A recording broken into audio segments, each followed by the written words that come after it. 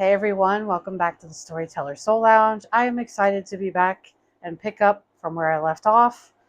I'm on episode 6 now. This is called Breaking the Pilot, and I am going to pick up on the project. And originally, at the beginning in episode 1, as a recap, I started building a television show from scratch. Now, just as a reminder, for me personally, as a screenwriter, I struggle with anxiety, writer's block.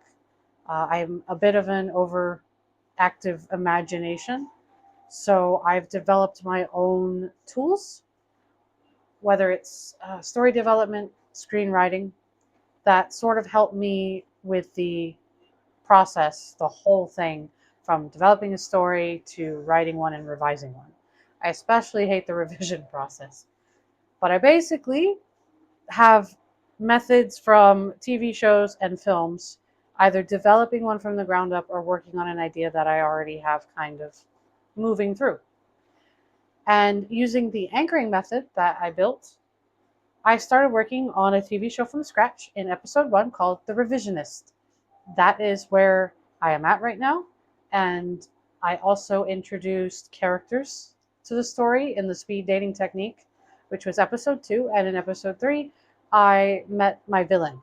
So I want to kind of put up here, yes, it's going to be more like the teacher board, and kind of recap what pieces I got from each tool.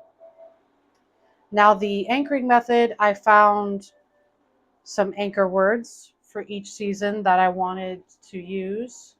Don't mind my handwriting, I'm writing from a weird angle.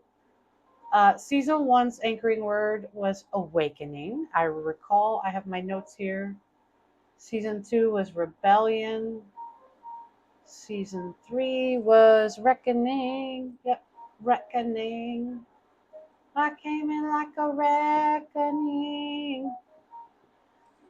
It never is. So season 4 was becoming. I think these were the words I settled on. Character wise, I briefly remember who we met. We met the 5 heroes, protagonists from the group. Benjamin Harlow, who I at this point consider the lead. He's the professor who used to the linguistics, psychology, philosophy, sociology, history, art. The dude is, I believe I compared him to um, Flynn in The Librarians, Milo Thatch from Atlantis. I think that was the vibe I was going for. He has a daughter named Abby Harlow. I recall her being very witchy. Like her powers were premonitions and elemental powers. So very witchcraft, very like intuitive. And then Maddie or Madeline, I'll just put Maddie here, Reeves, and she's a book nerd from Boston. It to wealthy Ivy League parents, high intelligence, analytical, really into numbers, but she also has massive anxiety and she's overly cautious. I'm just going to put his nickname here, Isaiah Brooks. He's our tech nerd, into gadgets, very handy. And then Rebel, Leon Calder, Mr. Parkour, Mr. I Don't Care, laissez-faire and all that. And then the other character, which is important, was Nathaniel. What was his name? Alcott. Thank you. Okay, I'm going to put him up here next to Ben. Nathaniel Alcott. And I know that I was 100% picturing him almost played by the actor. I don't know if I'm going to butcher his name. Poor guy. Hal Ozan, I think. He's a Turkish actor. He was on Dawson's Creek. He played Cassidy on Kyle XY. So I kind of really picture Nathaniel that way. But to proceed into the pilot breakdown, this is where I left off to sort of set up what I need for the series engine. And this is the part that I struggle with, which is story development. I know there are basics, and right now I kind of have a premise for the show running in mind. The Revisionist feels like it leans into the action, adventure, sci-fi, fantasy genre. And one of the first things that I feel kind of helps is getting a series overview or a summary, essentially like a log line or a synopsis. That's what it's called, synopsis, to get a feel for what the show's going to do. And again, I know this is going to seem like I don't know what I'm talking about, but I'm doing this live on a whim, and normally my creative process is more intimate than that. So I have time to think these things through. I'm building a show in real time on the spot, so I'm not really thinking about this. So I'm just going to kind of jot some notes down into the pilot breakdown sheet. So this is kind of a hub. Imagine it like the first page, the home page of a website. If your television show was a website, the hub would have the synopsis, the location, the genre, character list, sort of like that, or maybe even a pitch deck. But the hub is where I keep most of the information for my shows, so I know. And each section of the hub is linked to another document in this particular software that I use, so I can access it. So if I have scene mapping that I do for the pilot episode, I can click on that, a reference sheet, and things like that. And so I'm just going to kind of write a basic one. This isn't going to be a perfect synopsis or logline or whatever. I know that I want the Revisionist to lean towards, I think, I do remember it was National Treasure meets Assassin's Creed meets the chemistry of the Six of Crows. Yes, the ensemble cast. So the Revisionist is an action adventure series that takes place in the future, following the story. Again, this is just, I'm word vomiting, I'm thinking it out loud. Um, Following the story of 5 unique individuals who have been hired by an investor to hunt down an evil entity. No. I don't know. It's not an entity because it's not that. It's not a supernatural show. Hunt down an or a revisionist action adventure series that takes place in the future, following the story of 5 unique individuals who have with special abilities. That's implied with unique individuals. Redundancies is something I have to, it's one of my flaws. Sometimes I repeat things, and if my thing is already saying what it's supposed to say, I don't want to add excess words. Who have been hired by an investor to hunt down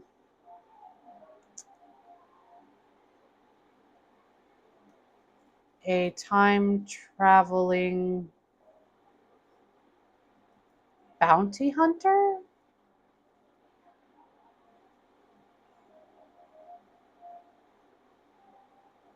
In order to prevent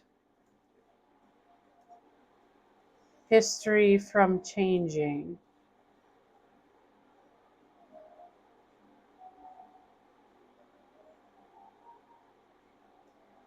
Yeah, time traveling bounty hunter. I'm not settled on that. I'm not gonna lie. Again, building in real time. Um, but that's a good, for now. It's for me. That's a good brief I'm going to probably change it the more I have time with it, but I think that's for now just, yeah. Like I said, you're watching me rattle here in real time. The setting, I know it's in futuristic. What was the name of the town? I came up with a town. Yorhist, right? Yorhist, futuristic Yorhist, New York. It's an anagram for history. Okay, yeah, it's futuristic. Okay. Yorhist, New York. The meridian, is it the, no, it's the liminal space, the middle of the state line between New York and Massachusetts, I think. So character list and roles is also on the hub, and I can fill that out later. Series engine. Well, there's episodic and there's serial, as you know, a serial series or episodic. And I feel like this is kind of a hybrid for the series, as in there is an overall like story arc, but there's also opportunities for episodic kind of things where each time that they go back to could be just an individual episode, like a standalone.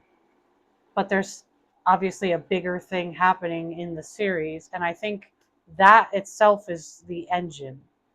Because the investor, Nathaniel Alcott, I had a plan in my mind when I thought about him to somehow know Benjamin Harlow already.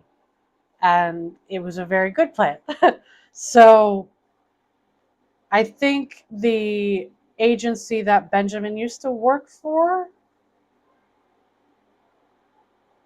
is, I don't have a name for the society or the organization, the one that's kind of like Animus for Assassin's Creed, but that's not the same thing. So the Revisionist Project is the name of the project. The Revisionist Project was shut down years ago, and Benjamin Harlow has a past tied to its history.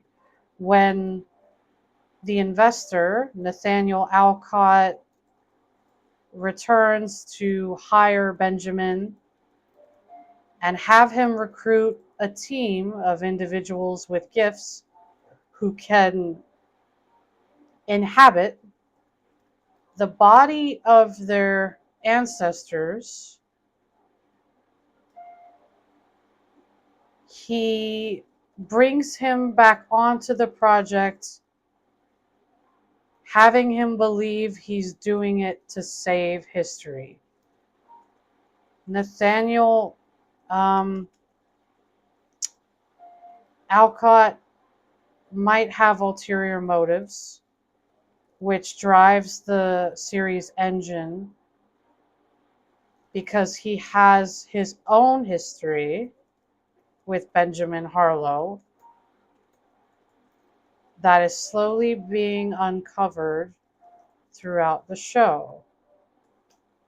It also follows an episodic formula to where the group of kids and Benjamin uh, consistently go back in different eras to stop this bounty hunter that they have been asked to find. Okay, so that's a little rough, but it works. The other aspect of the pilot, breaking the pilot template here that I'm looking at right now is the season one's core conflict. So if I go back to the board behind me, and the season one anchor word is awakening.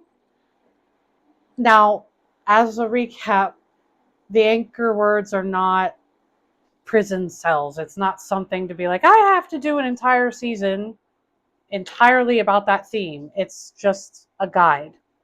So if I'm to think about the primary struggle of season 1, for a lot of the characters, I'm feeling, for like Abigail Harlow, Leon Calder, a lot of them are going to have to kind of go through their own origin story and figuring out who they are, who their ancestors are, and they're all trying to figure out this thing together. But Benjamin having to, reawaken the revisionist project and the things that he's kind of went through, I think that is going to be kind of his big awakening, as well as why is the project resurfacing and what is Nathaniel? What are Nathaniel's ulterior motives? So I'm going to say something along the lines of, while the wait, I know how to start this because this will help me a little bit more. Following the anchor word for season 1, Awakening, the story stays true to origins by keeping the lens of the conflict through the 5 leads. Leon, no, hang on. Benjamin, Abby, Maddie, Leon, and Zay. As they figure out who their ancestors are, what their abilities are, and how they can save the future by saving history. The other conflict that runs parallel to this discovery is the villain arc for Nathaniel Alcott and why he resurrects the revisionist project. Okay. I think that's a good place to put it. We do know some symbolism and some anchor words. A lot of it is up there on the board. And then one of the other cool things that I do is the writer's signature. And I get to deep dive into that at the end of this season and what the writer's signature method is for me. But I have a few. And I think this is where I'm at right now with the pilot. So I have the series engine, the core conflict, the setting, and the very, very brief generic series overview. And this is used, and again, what I like to call my pilot hub template.